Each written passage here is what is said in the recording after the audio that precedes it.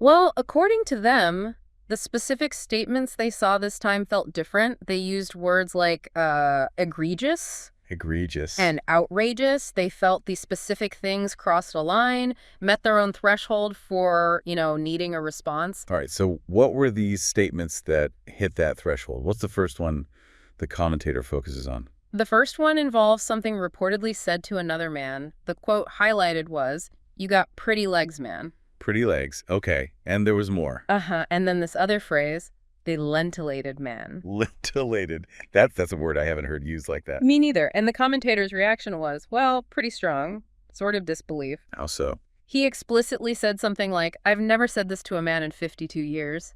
His point seemed to be, if it feels that unusual to say, maybe it shouldn't be said, especially publicly. From a pulpit, yeah.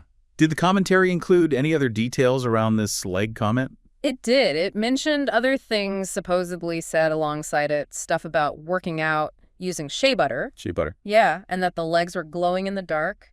And then also, do not skip leg day. Wow. Okay. Glowing in the dark. I can kind of see why the commentator might say they were confused. Exactly. He literally said, "I don't know what to do with this." It wasn't just disagreement. It seemed like genuine bewilderment. He mentioned ignoring other rumors, but this quote really stood out to him. Okay, so that's the first statement. But you mentioned there was a second one that the commentator found perhaps even more troubling. Yes, definitely seemed that way. This second statement came up, according to the commentary, while the speaker was addressing some backlash he'd received. Backlash for what? For what he termed a demonstration of love. And in that context, the phrase that really grabbed the commentator's attention was feeling like what it feels like to be gay for a day. Gay for a day. Wow. Okay. Did the commentary provide context for why someone would say that? It did offer some. The commentator explained that this was linked to Jamal Bryant talking about offering an apology to the gay community. An apology.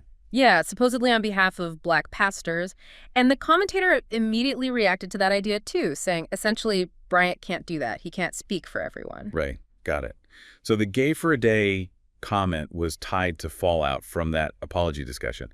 How did the commentator react to that specific phrase?